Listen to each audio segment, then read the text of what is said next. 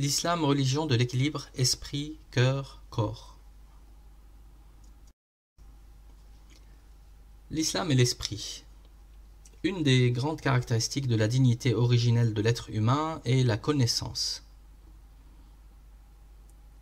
Et il, Dieu, enseigna à Adam les noms de toutes choses, puis il les présenta aux anges et dit « Informez-moi du nom de ces choses si vous êtes véridiques. » Et les anges répondirent « Louange à Dieu, nous n'avons connaissance que de ce que tu nous as enseigné. »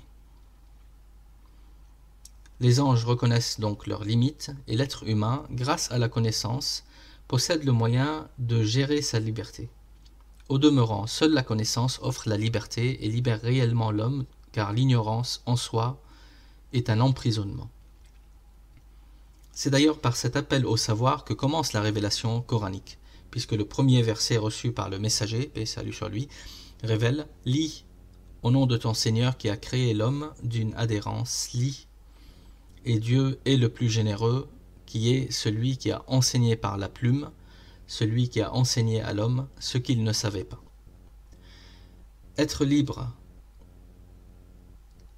auquel fut octroyé le pouvoir du savoir, l'homme doit user de sa connaissance pour faire un bon usage de sa liberté. En ce sens, il est donc une créature dotée d'un statut privilégié et, par conséquence, d'une responsabilité supérieure au cœur de la création entière. Comme le dit le Coran, « Ne voyez-vous pas que Dieu a mis à votre service tout ce qui est dans les cieux et sur la terre, et qu'il vous a prodigué ses bienfaits apparents et cachés ?» Avec la liberté et les facultés de connaissance qui caractérisent sa dignité originelle, l'homme doit chercher à savoir, à comprendre lui-même et le monde, à faire des choix donnant toujours la priorité au bien et à l'élévation, qui sont l'expression de sa dignité spirituelle. Voilà pour l'islam et l'esprit. Maintenant, l'islam et le cœur. Le Coran révèle, dévoile et oriente. Il est une lumière qui répond à la quête de sens inscrite dès l'origine dans l'intimité de chaque cœur. Le Coran est un rappel de tous les messages, ceux de Noé et d'Abraham, de Moïse et de Jésus.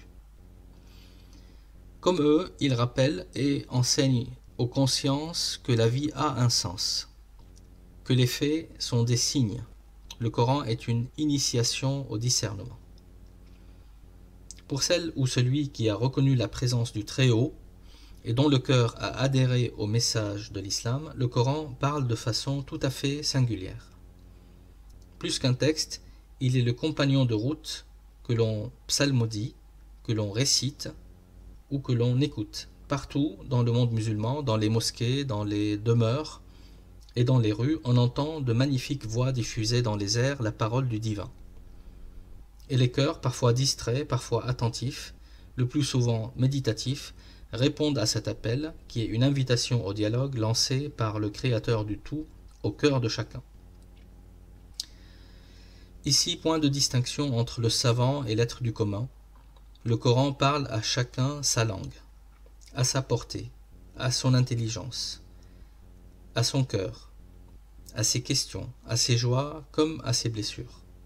La musulmane ou le musulman lit ou écoute le texte en cherchant à s'imprégner de la dimension spirituelle du message. Au-delà du temps, au-delà de l'histoire et des millions d'êtres sur la terre, Dieu lui parle. L'appelle et le rappelle, l'invite et l'oriente, le conseille et le commande. Dieu lui répond, à lui, à elle, à son cœur, sans intermédiaire, intimement. Pas besoin d'études ou de diplômes, de maître ou de guide. Ici, pour ses premiers pas, Dieu, celui qui éduque et qui forme, offre la simplicité de sa proximité. Le Coran est alors la propriété de chacun, sans différence, sans hiérarchie. Dieu, sans distinction, vient à celui qui vient à son verbe. Il n'est pas rare d'observer alors des femmes et des hommes, pauvres ou riches, savants ou illettrés, d'Orient ou d'Occident, faire silence, regarder au loin, penser, s'exiler, pleurer. Un dialogue intense, permanent, toujours renouvelé entre un livre qui dit l'infinie simplicité de l'adoration de l'unique et un cœur qui exprime l'intense effort pour se libérer et le rencontrer. Le Coran est au cœur de l'épreuve de chaque cœur. Il offre la paix et initie à la liberté. L'islam est le corps. Ceux qui ont délaissé et malmené leur santé et leur corps ont certainement une conscience aiguisée du nécessaire ressourcement de cette dimension physique de leur être. Le prophète, paix et salut sur lui, disait que notre corps a un droit sur nous. Notre famille, épouse ou époux, a un droit et notre Seigneur a un droit. Quand le prophète, paix et salut sur lui, se trouvait chez lui, il répartissait son temps en 3 parties. Une part pour son Seigneur, une part pour sa famille et une part pour lui-même. Il dit encore, après la foi, personne n'a jamais reçu de grâce meilleure que la santé. Dieu nous prescrit la modération et la préservation de la santé. Dans la sourate 7, « Et mangez et buvez et ne commettez pas d'excès, car il n'aime pas ceux qui commettent des excès. » Sourate 2, « Ne vous exposez pas de votre propre initiative à la perdition. » Notre corps ne nous appartient pas, mais nous en sommes gardiens et responsables. Il est notre véhicule dans ce cheminement, dans la vie et dans l'accomplissement de notre mission fondamentale. Et qui veut aller loin ménage sa monture.